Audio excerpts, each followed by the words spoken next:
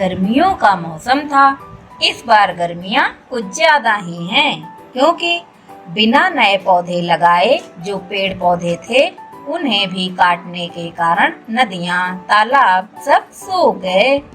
इतने में वहाँ पहुँचा एक प्यासा कौवा। गर्मी के कारण उसका हाल बेहाल था।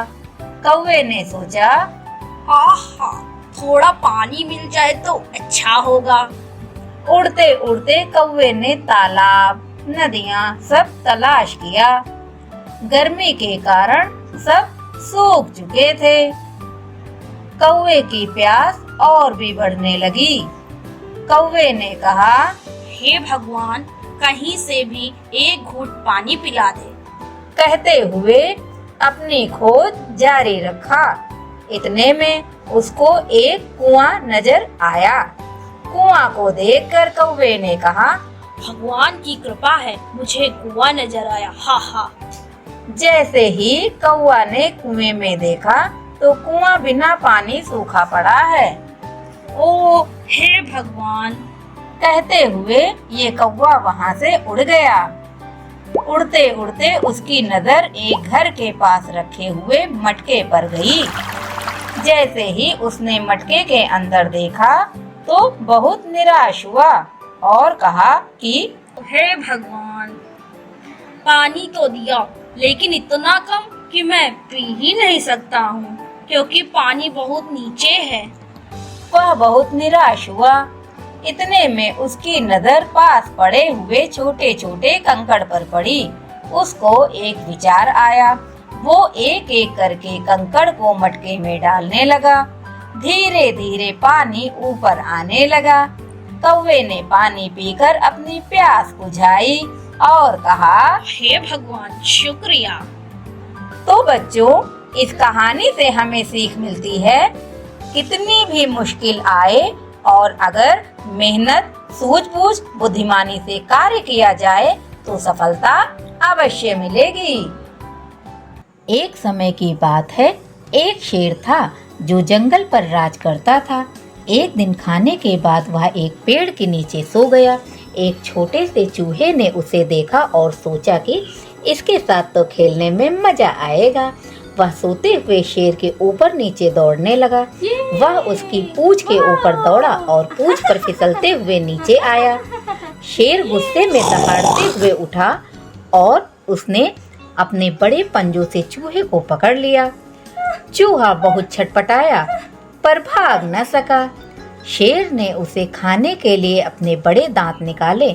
चूहा बहुत डर गया था।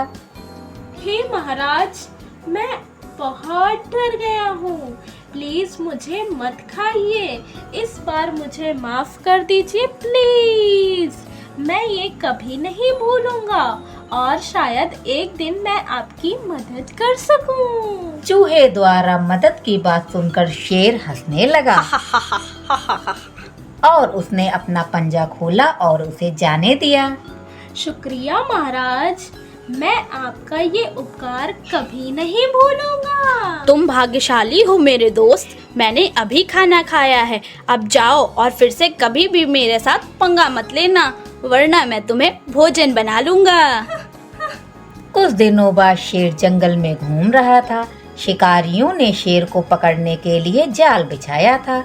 शिकारी पेड़ के पीछे छिपकर इंतजार करने लगे कि शेर जाल के पास आए। जैसे ही वह जाल के पास आया, शिकारियों ने रस्सी खींची और जाल में उसे पकड़ लिया। शेर जोर से दहाड़ने की कोशिश कर रहा था और भागने की, पर शिकारियों ने जाल कस लिया। वह गांव के पास वापस जाने लगे, शेर को ले जाने के लिए गाड़ी लाने के लिए।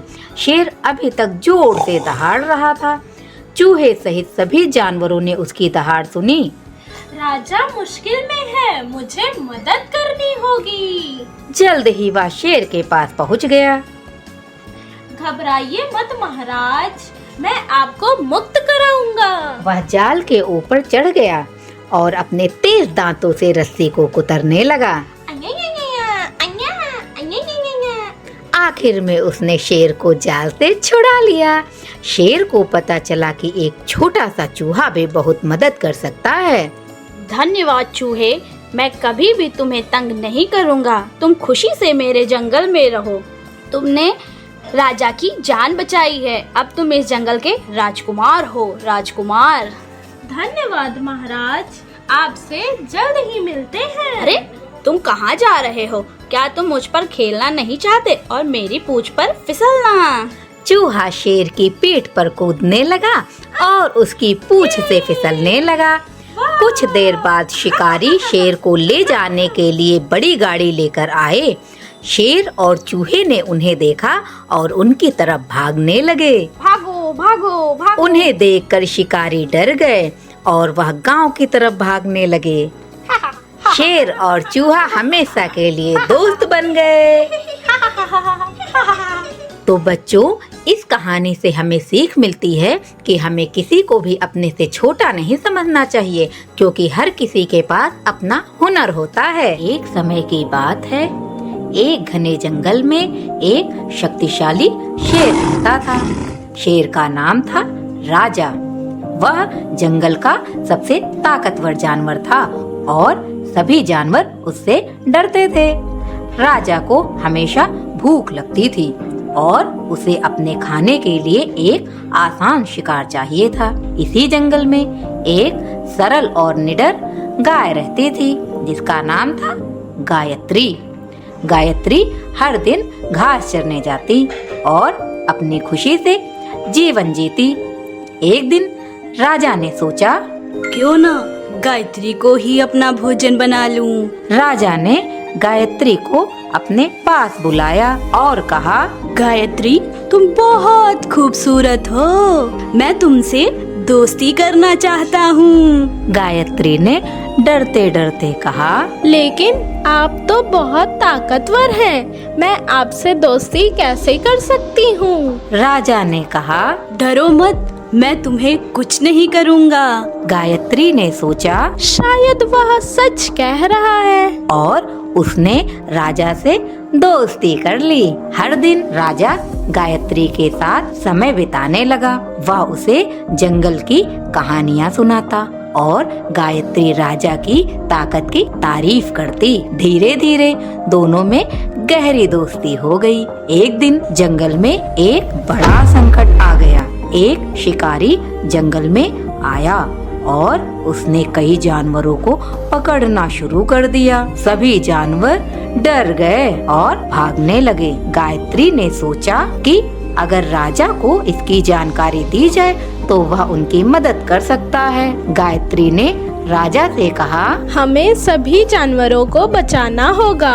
राजा ने कहा, मैं अकेला नहीं जा सकता, तुम मेरे साथ आओ। दोनों ने मिलकर योजना बनाई और सभी जानवरों को एकत्र किया।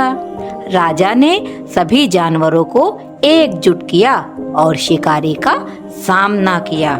उसकी ताकत और गायत्री की बुद्धिमानी ने शिकारी को हार मानने पर मजबूर कर दिया। सभी जानवर खुशी से झूम उठे और राजा और गायत्री की तारीफ करने लगे। इस घटना के बाद राजा ने समझा कि ताकत का सही उपयोग मित्रता और एकता में है और गायत्री ने सीखा कि सच्चे दोस्त मुश्किल समय में एक दूसरे का साथ देते हैं।